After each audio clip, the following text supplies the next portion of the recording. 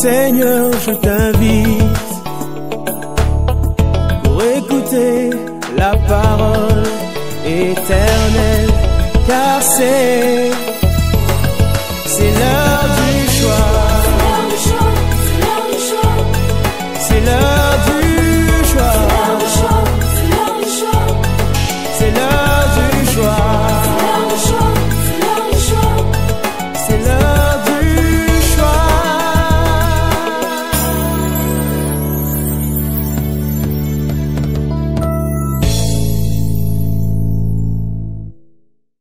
Alléluia. Alléluia. La joie du Seigneur, c'est notre force. Est-ce que quelqu'un est dans la joie ce matin? Est-ce qu'il est dans la joie d'être là en ces lieux? Alléluia. La joie du Seigneur est notre force. Amen. Que son nom soit béni. Nous ouvrons nos Bibles. Nous lisons dans Luc chapitre 4, 16 à 21. Ensuite, nous prendrons Matthieu 6, 9 à 10. Notre texte de l'année que nous n'oublions pas certainement.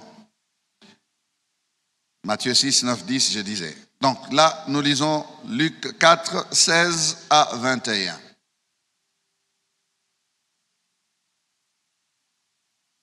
Il se rendit à Nazareth, où il avait été élevé, et selon sa coutume, il entra dans la synagogue le jour du sabbat.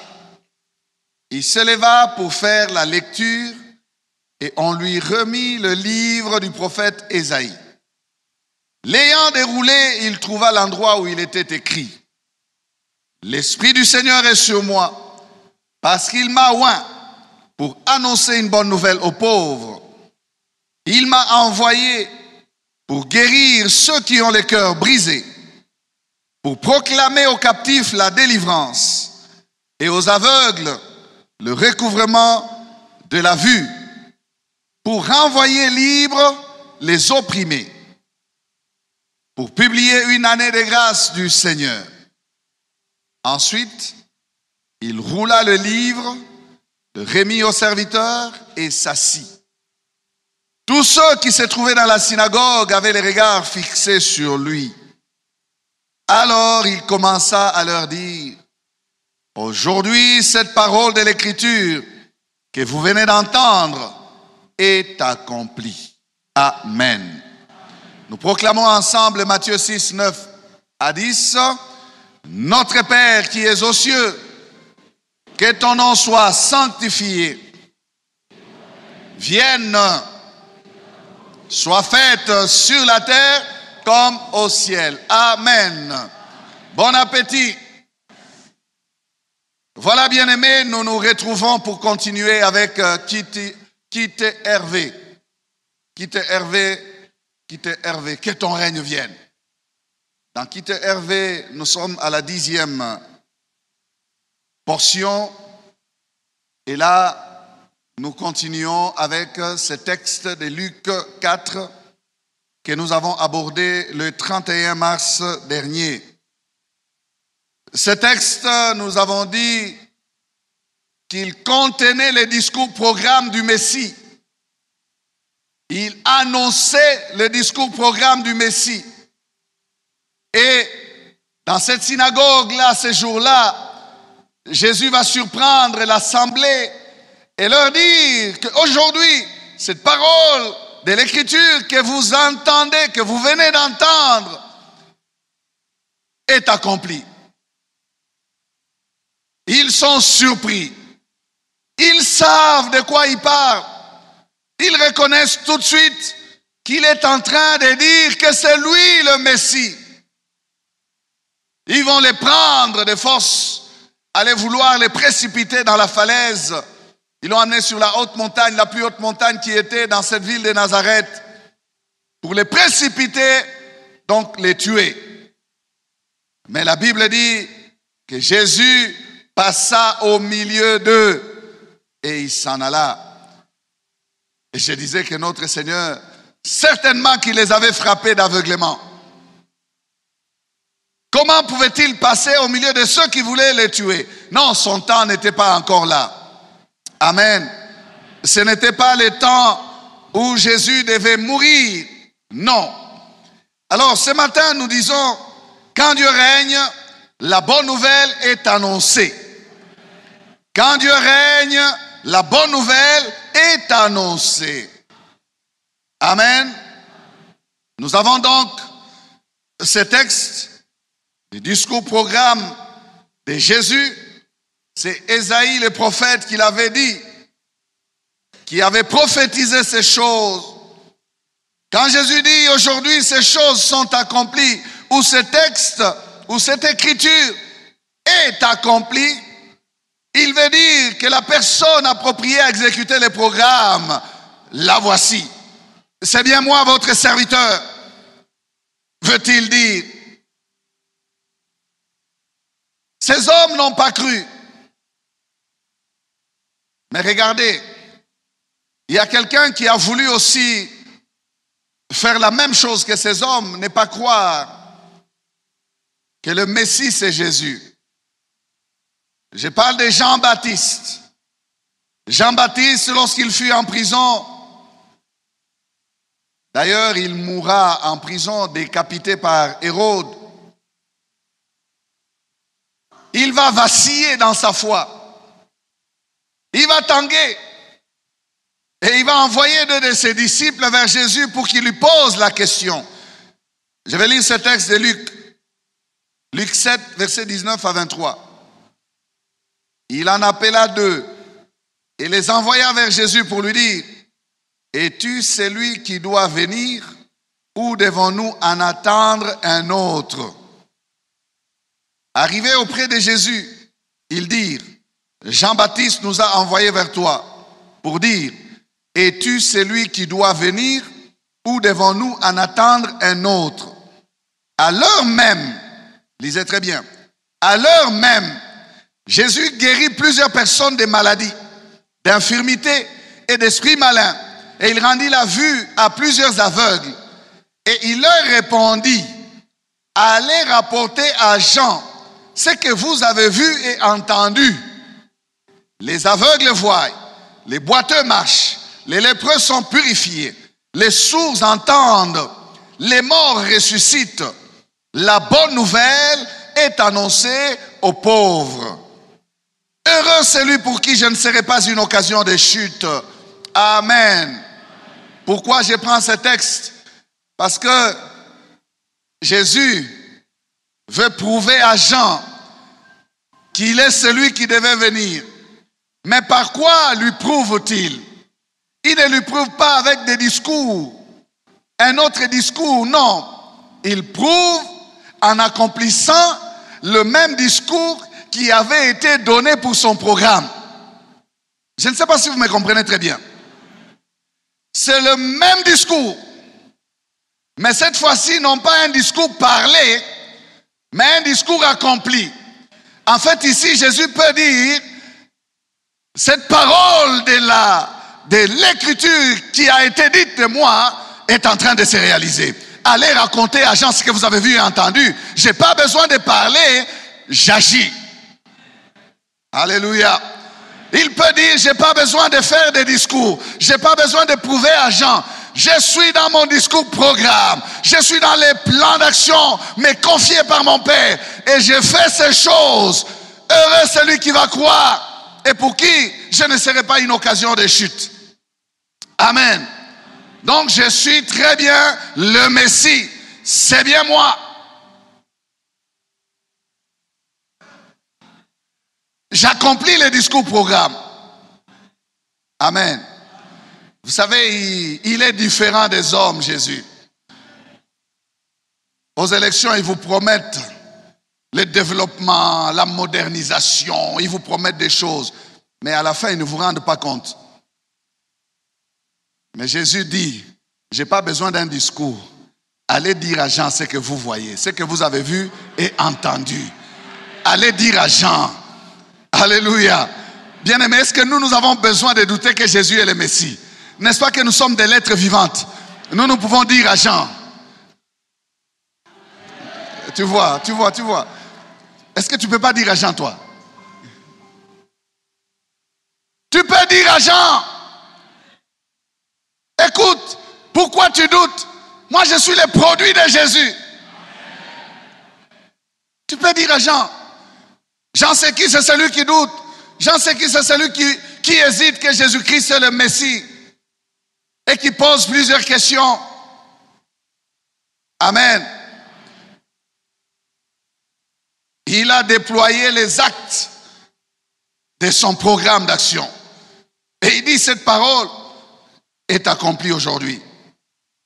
Oui, il peut le dire. Vous n'avez pas besoin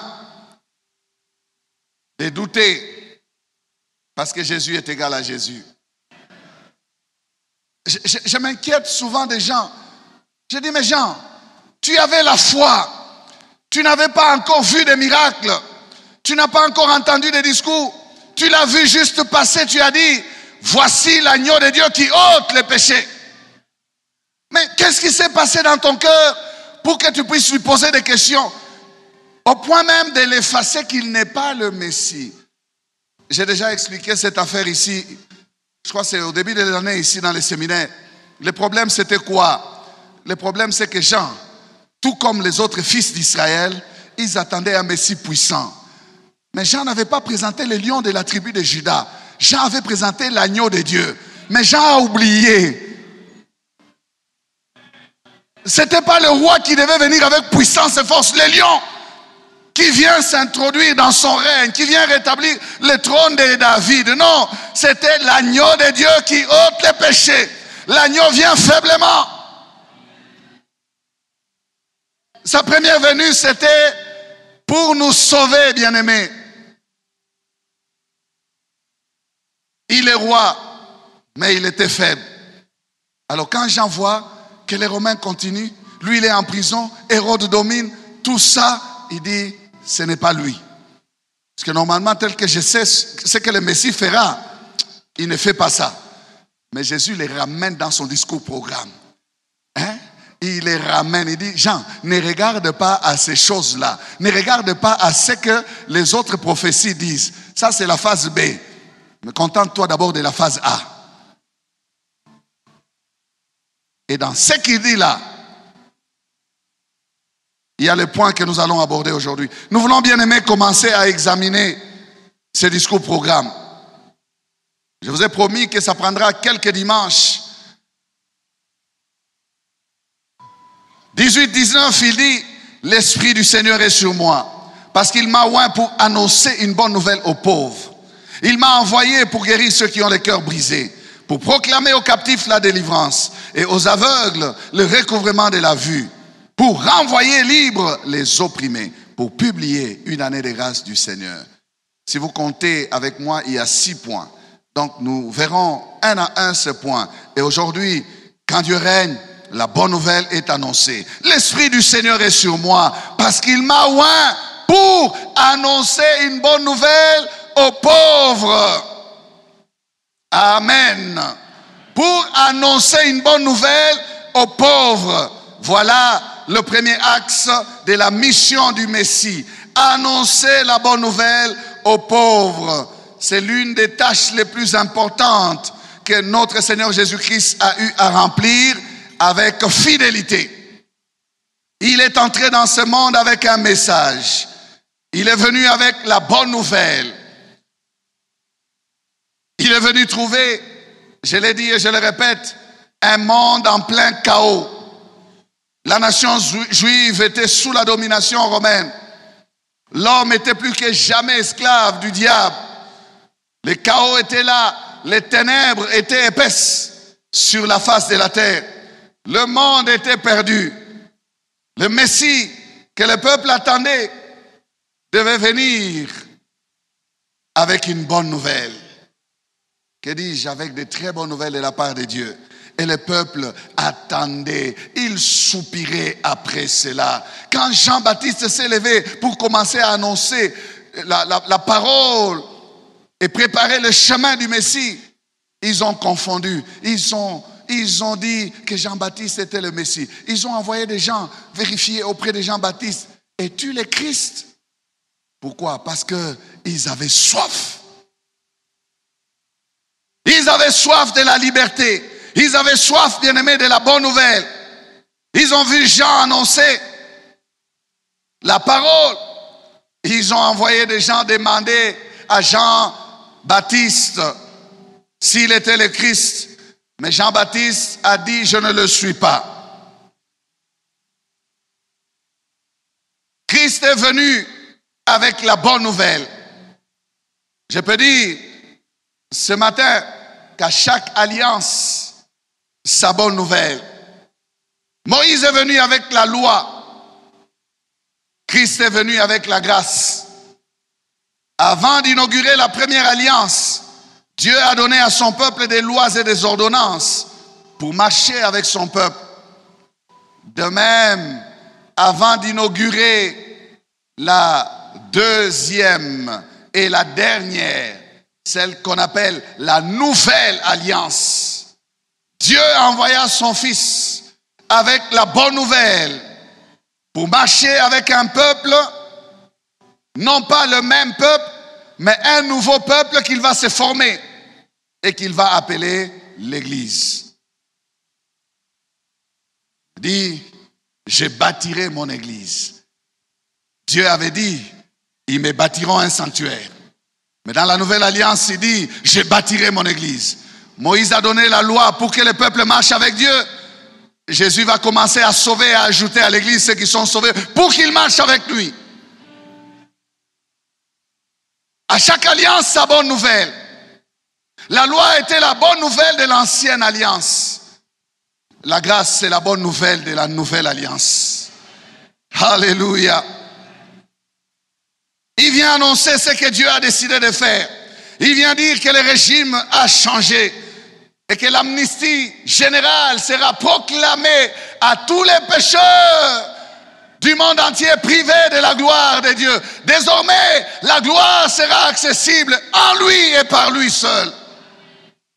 Il vient avec cette bonne nouvelle-là, Jésus. Les autres pouvaient s'approcher de Dieu par la loi. Il leur a été dit, c'est lui qui mettra ces choses en pratique, vivra par elles. Jésus vient, il dit, je mets de côté la justice de la loi. Ce sera la justice de la foi maintenant. Celui qui croira sera sauvé. Alléluia.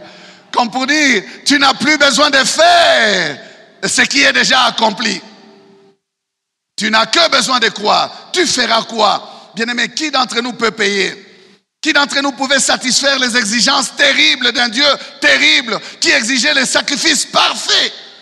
Personne ne pouvait lui plaire. Tous étaient privés de sa gloire. Mais Jésus vient apporter la bonne nouvelle. Il vient avec la bonne nouvelle. Oh, quand Dieu règne, la bonne nouvelle est annoncée. Il vient dire, c'est fini. Dieu ne tiendra plus compte des sacrifices des boucs et des taureaux. Mais il va accepter les dons de ma vie. Il dit, tu n'as voulu ni sacrifice, ni holocauste, mais tu m'as formé un corps. Et moi, je dis, mais voici, je viens pour faire, oh Dieu, ta volonté. Il se présente lui-même comme le sacrifice. Et c'est lui le porteur de la bonne nouvelle. Et c'est lui qui inaugure la grâce. Fini la condamnation pour ceux qui vont passer par lui. Fini. Le régime a changé. Les sacrifices des boucs et des taureaux ne pouvaient pas calmer la colère de Dieu. Mais Dieu va accepter les dons de la vie de son Fils comme rançon pour plusieurs. Pour plusieurs. Jésus est venu annoncer cette bonne nouvelle-là. Cette bonne nouvelle-là. Jean, tu n'avais pas tort de le pointer et de dire, voici l'agneau de Dieu qui ôte les péchés. C'est lui. C'est lui. Jusque dans Apocalypse, vous les voyez comme agneaux. Voici, quelqu'un est là. Cet homme dit, il a été trouvé digne de prendre les livres et d'en rompre les sceaux. Et quand il voit très bien, c'était qui? Jésus qui était là comme un agneau immolé. Non, Jean, tu as raison. Ne doute pas de ce que tu as proclamé, tu as confessé. Il est venu annoncer la bonne nouvelle. Annoncer, c'est faire connaître. Voilà le point que nous voyons ce matin. Il est venu annoncer la bonne nouvelle. Quand Dieu règne, la bonne nouvelle est annoncée. Annoncer, c'est proclamer. Annoncer, c'est déclarer. C'est faire connaître par une annonce. Annoncer, c'est aussi prédire. Dire ce qui va arriver. Jésus est venu annoncer la bonne nouvelle du salut. La bonne nouvelle du salut. Il est venu avec sa vie comme message. Comprenez-moi très bien. Jésus n'a pas seulement amené le message, mais il est venu avec sa vie comme message. Voilà pourquoi l'évangile est attaché à sa personne. L'évangile, c'est la vie du Christ. La bonne nouvelle, c'est la vie de Christ tel qu'il l'a vécue. Amen. Il est venu annoncer la bonne nouvelle. Écoutez ce qu'on a dit de son message, de son enseignement. Matthieu 7, 28 à 29. Après que Jésus eut achevé ses discours, la foule fut frappée de sa doctrine. Il avait la doctrine, une doctrine, un enseignement. Il avait sa manière à lui de faire et d'enseigner. Et ils disent, car il enseignait comme ayant autorité et non pas comme leurs scribes. C'était des choses auxquelles le peuple n'était pas habitué. Ils avaient des docteurs, ils avaient des enseignants. Mais quand ils écoutaient Jésus, c'était différent. Ils étaient frappés de sa doctrine. Alléluia. Frappés de sa doctrine. Frappés de sa doctrine. Frappés de sa doctrine. Ils étaient comment? Frappés. Pas frappés. Hein? Ils étaient frappés de sa doctrine, de sa façon d'enseigner. Un jour, les chefs du peuple, jaloux qu'ils étaient, ont décidé de l'arrêter. Et ils vont envoyer des huissiers pour qu'on aille arrêter Jésus. Écoutez l'histoire. Jean chapitre 7, 45 à 47. Je prends juste le résumé. Ainsi, les huissiers retournèrent vers les principaux sacrificateurs et les pharisiens. Et ceux-ci leur dirent, pourquoi ne l'avez-vous pas amené? Les huissiers répondirent, jamais homme n'a parlé comme cet homme. Les pharisiens leur répliquèrent, est-ce que vous aussi, vous avez été séduits? Si les soldats peuvent répondre, ils vont répondre quoi? Oui. Nous aussi, nous avons été séduits. Oui, nous avons été frappés. Parce que jamais homme n'a parlé comme cet homme. Donc ils sont allés, bien-aimés, avec mandat d'amener. Ils avaient le mandat avec eux. Ils l'ont trouvé au milieu de la foule en train d'enseigner. Qu'est-ce qu'il disait, le Seigneur? Je ne sais pas. Vous savez que la Bible ne nous donne pas tout ce qu'il a enseigné. Hein? Jean dit que ce qu'il a enseigné, ce qu'il a fait, ça ne peut pas remplir toutes les bibliothèques de la terre. C'est lui, le Dieu créateur. Il a tellement de choses qu'il a faites. Ah. Je ne sais pas ce qu'il a enseigné. Ils sont arrivés avec leur mandat en main. Peut-être qu'ils ont bousculé les gens qui étaient à l'arrière. Puissance est là. Ils avancent, ils avancent. À 5 mètres, la parole qui sortait.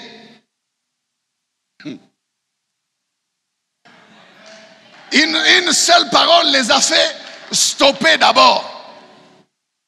Peut-être qu'il disait, le royaume de Dieu est semblable. Il dit, royaume?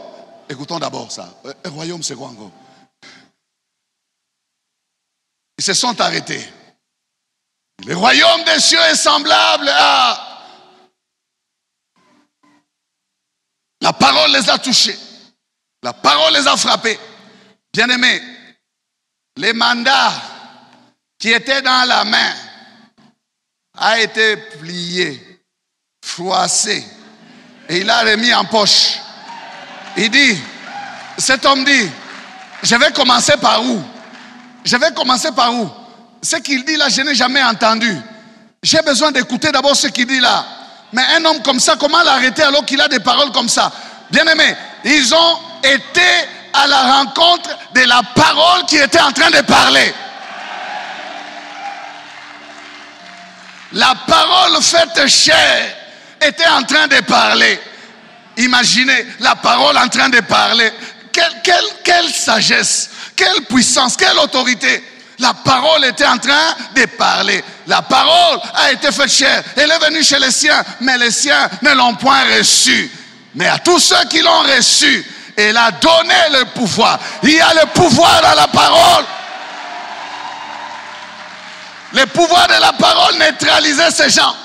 Ils ont été neutralisés, affaiblis. Ils sont restés là. Jésus a dit Amen. Il a terminé, il a prié, il a renvoyé les gens. Et ils se sont réveillés un peu en retard, fatigués. Il a dit Tozonga.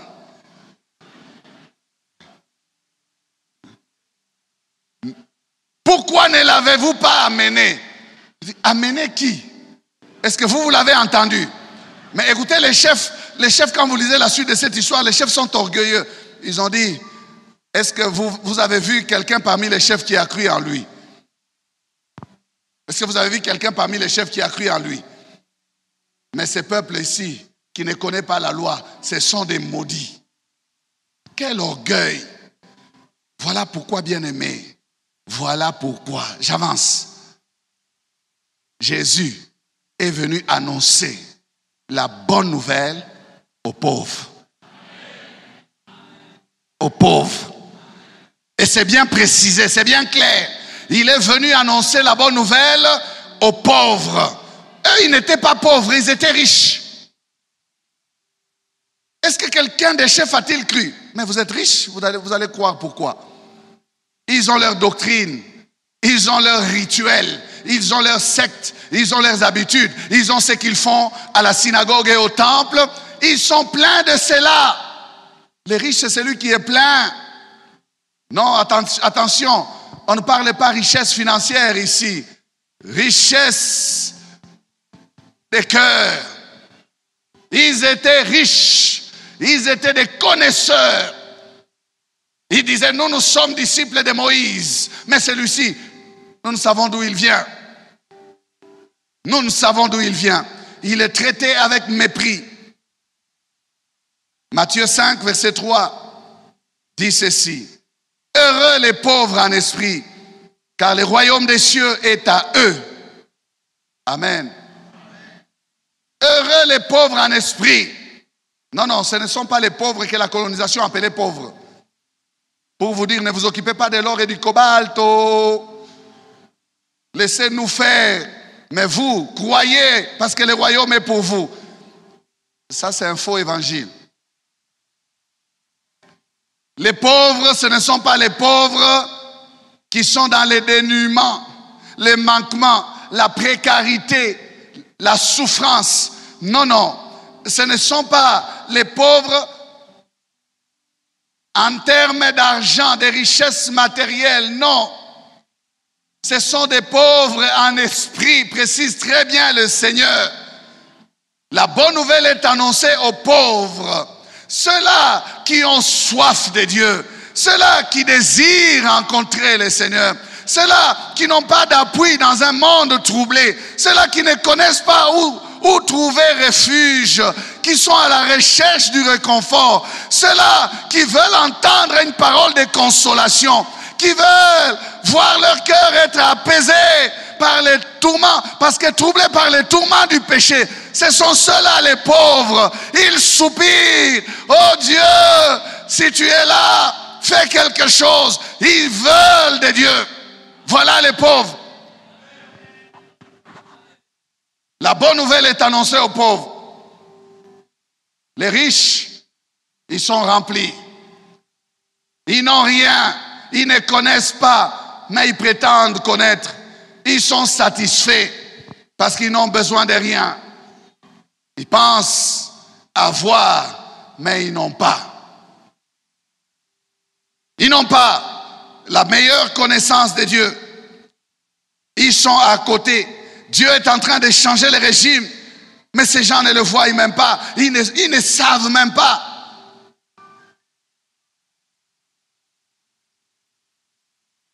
Les pauvres sont ceux-là qui désirent la justice de Dieu, qui désirent le règne de Dieu. Ceux qui soupirent après le règne de Dieu. Joseph d'Arimathée, c'était un homme de distinction, un homme riche. Pourtant, il était pauvre en esprit. Il était disciple du Seigneur Jésus-Christ.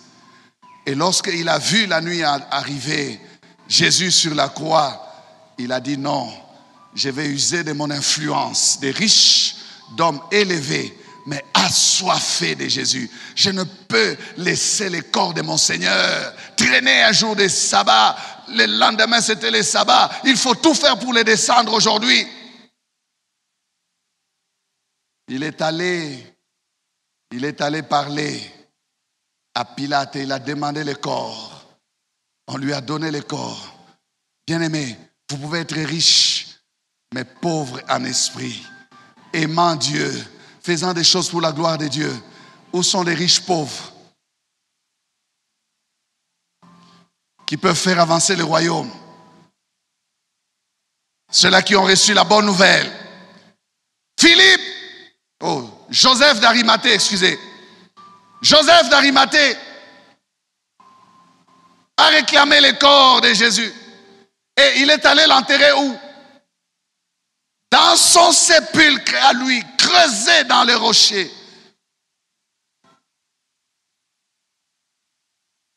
Oui, oui. En tout cas, pour leur époque, c'est les meilleurs des cimetières. Je ne sais pas si on peut appeler ça entre ciel et terre ou rivière des anges. Un sépulcre taillé sur mesure.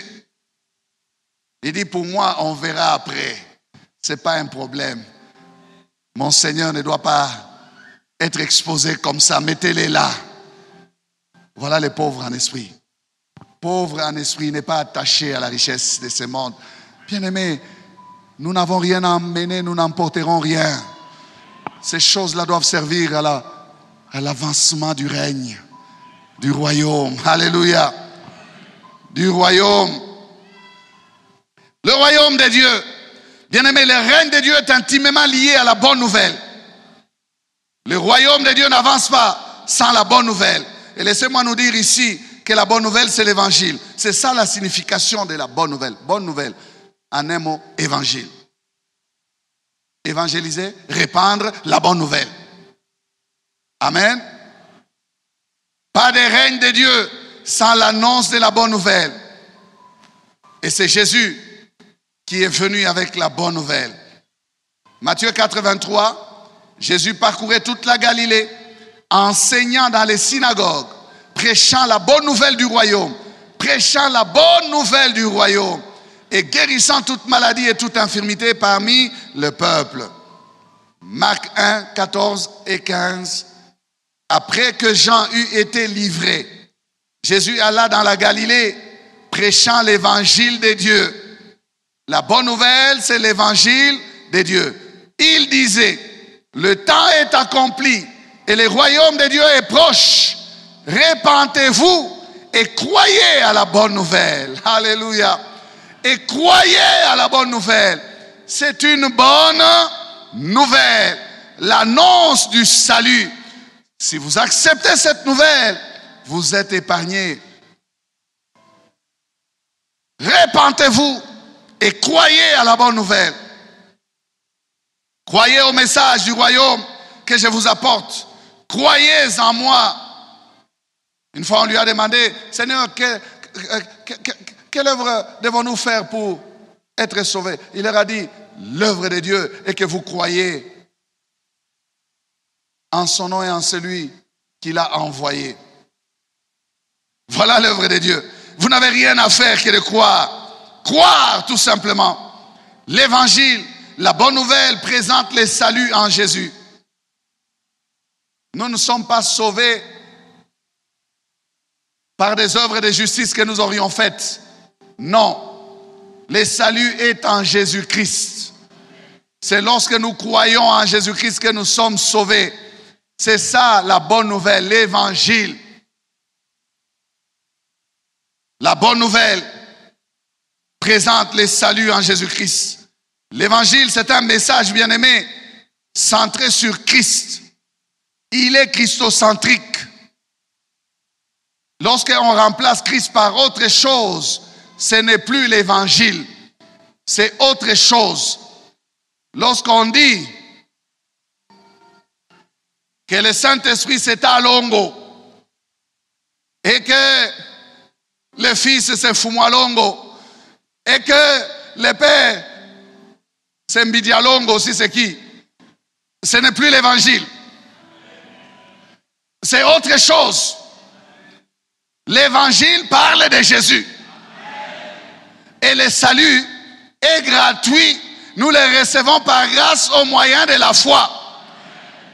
Bien-aimés, lorsque même on vous enseigne, on vous dit, comme on disait aux Galates, si vous ne vous faites pas circoncire, vous n'êtes pas sauvés. Ce n'est plus l'évangile.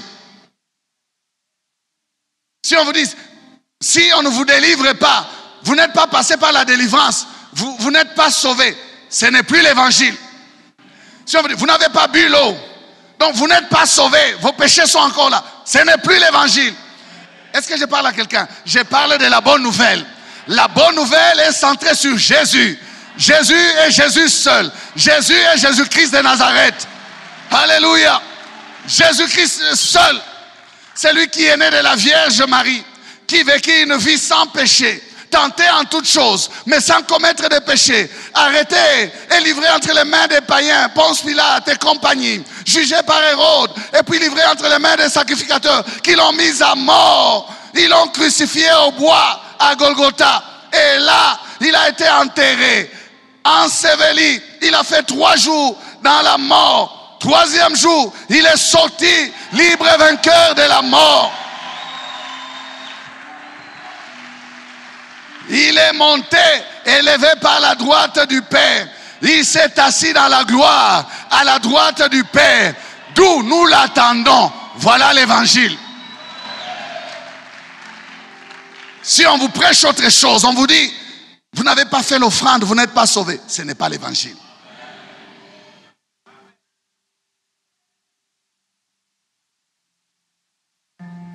Si on parle d'un Jésus noir, ce n'est pas l'évangile.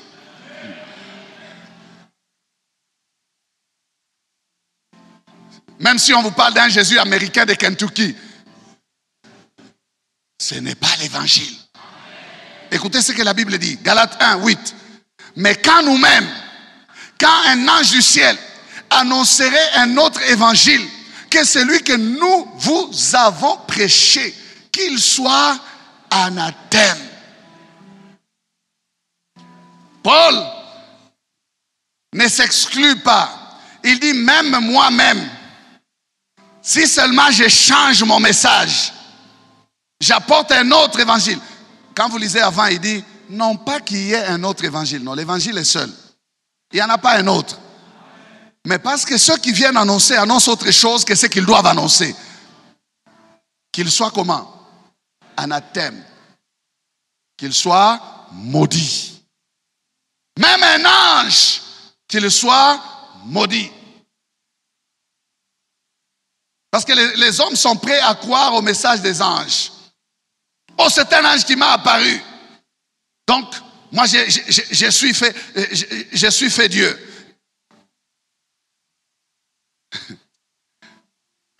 Dans les années 90, là, on suivait des choses intéressantes sur la RTNC. Une fois, on a fait passer quelqu'un qui se disait Dieu. Et les journalistes lui posaient des questions. Depuis quand savez-vous que vous êtes Dieu?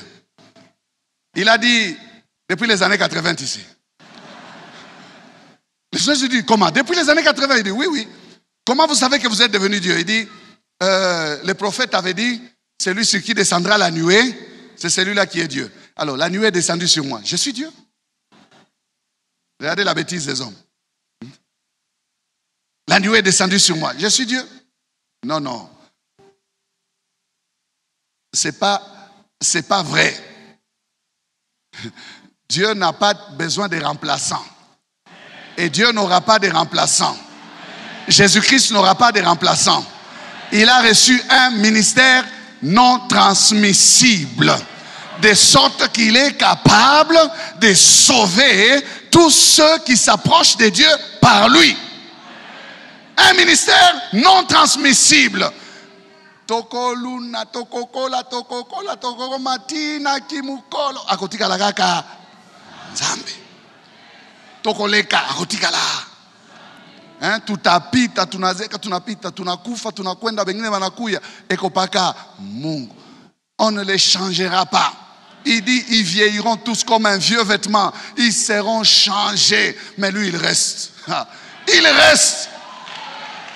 Il est le même hier, aujourd'hui et éternellement. Amen. Un seul évangile, 2 testaments, l'Ancien et le Nouveau. Terminé. Il n'y a pas de Chovuchisatu. Le 3e testament n'existe pas. Les gens écrivent des livres et ils disent oh, Chovuchisatu. Chovuchisatu, chakwenda penyi.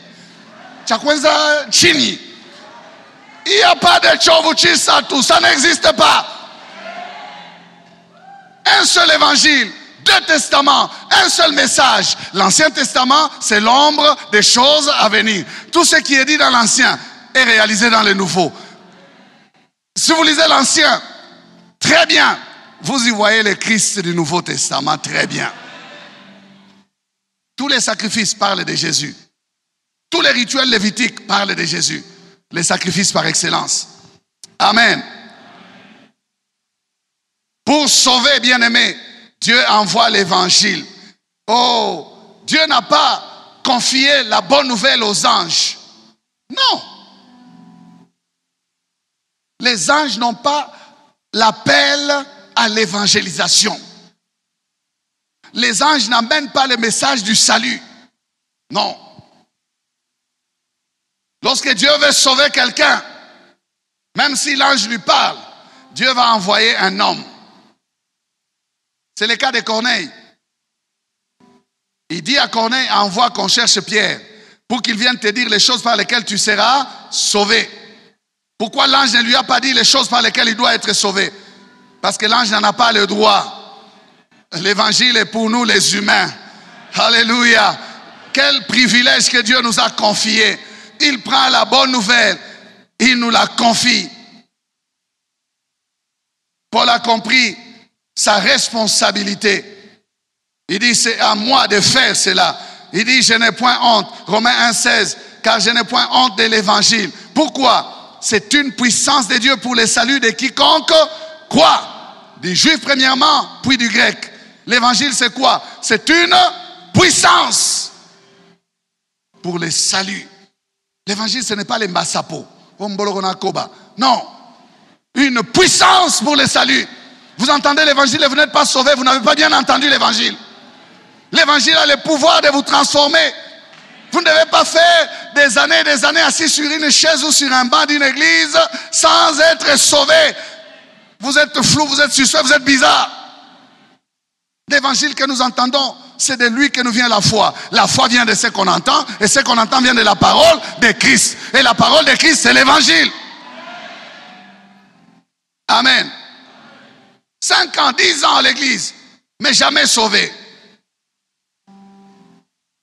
Si vous mourrez, vous irez où? Je ne sais pas. Ah bon, ça c'est Dieu qui connaît. Comment c'est Dieu qui connaît? Toi, tu ne connais pas. Es-tu en sécurité ou non? Le Saint-Esprit rend témoignage à notre esprit que nous sommes enfants de Dieu. Vous marchez, vous savez que le Père marche avec moi, le Fils est avec moi, le Saint-Esprit est avec moi. Vous parlez en langue parce que vous êtes enfants de Dieu. Vous êtes dans l'assurance de votre salut. Alléluia. Non pas, je ne sais pas. Comment donc? Tu ne sais pas pourquoi. Alors il faut bien se repentir. Il y a de la puissance dans l'évangile. Il suffit de parler de Dieu et Dieu fait le reste. Alléluia. Et Christ nous a confié ce message. Il nous a confié son message, sa vie. Il nous a confié la mission de continuer à annoncer la bonne nouvelle. Bien-aimés, nous sommes responsables de cette génération. Lorsque nous regardons les autres et ceux qui nous côtoient, regardons-les avec un œil de compassion pour vérifier s'ils sont sauvés ou non. Vous faites que du business, que des affaires avec des gens dont vous ne vous souciez pas des larmes. Le Seigneur vous demandera des comptes. J'ai mis un partenaire à votre côté. J'ai mis quelqu'un à côté de votre bureau. J'ai mis quelqu'un sur votre route. Lui, avez-vous parlé de moi? Oh non, c'était au travail. Qui vous dit qu'au travail, on ne peut pas parler de lui? Et quand il vous parle du match de TP Mazembe, pourquoi est-ce que vous n'avez pas la bonne nouvelle à leur annoncer? La bonne nouvelle, Jésus est vivant. Il peut changer ta situation. Écoute, arrête de te lamenter, de baisser la tête. Tu peux relever la tête parce que celui que moi je connais, il m'a aidé à relever la tête. Il peut le faire aussi pour toi. Alléluia. Parlez! Oui, je peux encore crier cela, frère. Parlez! Dieu dit à Paul, à Corinthe, ne t'étais point, parle! Car j'ai un peuple nombreux à sauver dans cette ville. Amani, ne t'étais pas, parle! Car j'ai un peuple nombreux à sauver à Lubumbashi.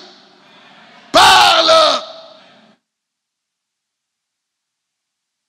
Et celui qui a dit, je n'ai point honte de l'évangile. Toi, tu as honte de dire que tu es chrétien. Tu dis, ah,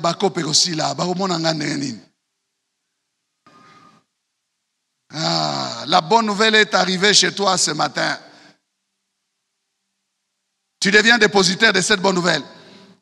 Paul dit, ce que vous avez entendu de moi, confiez-les aussi à d'autres hommes qui soient aussi capables de les confier aussi à d'autres. C'est comme ça que la bonne nouvelle nous est parvenue. Parce que les hommes ne l'ont pas gardée pour eux-mêmes. Vous avez une bonne nouvelle, vous la cachez, vous êtes criminel. Non-assistance à personne en danger. Vous êtes condamnable. Vous dites il va aller en enfer, mais vous ne savez pas que c'est vous que Dieu a placé pour qu'il échappe à l'enfer. Non-assistance à personne en danger.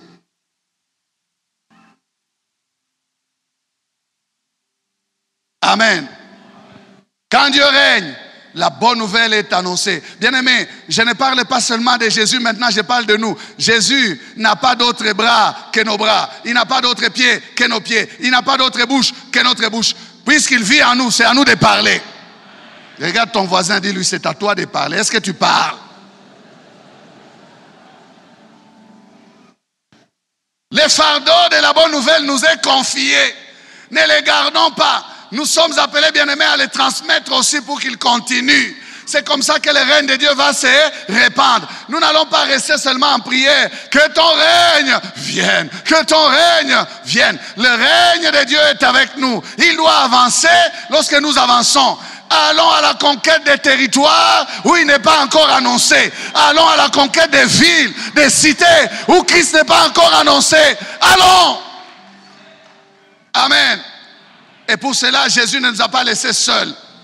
Il ne nous envoie pas sur un terrain de bataille sans nous armer, nous équiper. Il dit, vous recevrez une puissance, celle du Saint-Esprit, qui descendra sur vous. Et vous serez mes témoins à Jérusalem, Judée, Samarie, jusqu'aux extrémités de la terre. Amen. Acte 1:8. Vous connaissez ce verset. S'il dit l'Esprit du Seigneur est sur moi parce qu'il m'a oint, qu'est-ce que nous aussi nous allons dire?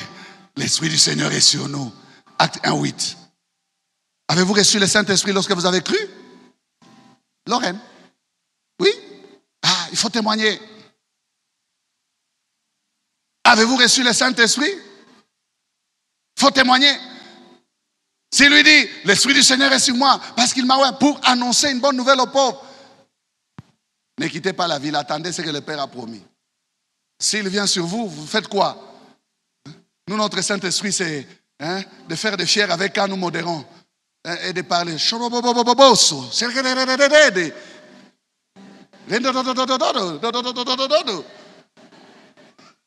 On est là, on se pavane avec babosso. Allez gagner des âmes, arrêtez de bébé.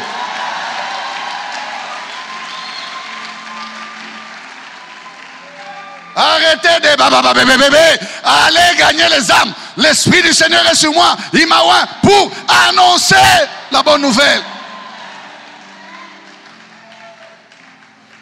Parler en langue, ce n'est pas une mauvaise chose, c'est bien. Je parle aussi en langue. Mais le but, ce n'est pas pour parler quand on modère. En public, on ne parle pas en langue. C'est quand on prie seul qu'on parle en langue. On te donne de modérer, ne parle pas en langue. Parle pour qu'on t'entende. Ça te donne l'onction pour gagner les âmes, pour servir les Seigneurs, pour faire ce que tu fais. Amen. Frère, c'est notre responsabilité. Dire que ton règne vienne passe aussi par évangéliser. Nous devons prier, mais nous devons aussi agir. Agir. Répandre cette bonne nouvelle. Si nous voulons le règne de Dieu, lèvons-nous et allons. Il va se répandre. Dieu nous envoie des âmes ici. Et merci pour ceux qui évangélisent. Non, les pasteurs n'est pas les seuls qui font le boulot ici. Il y a des gens, je parle avec plusieurs personnes, bien aimés, surtout même depuis que la radio Parole Éternelle et la télévision sont opérationnels. Non. L'évangile à grande vitesse.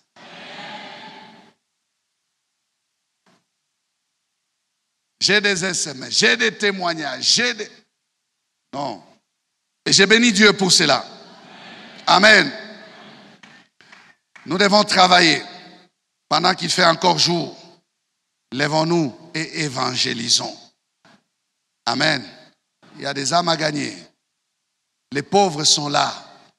Et d'ailleurs, Jésus a dit, vous aurez toujours les pauvres avec vous.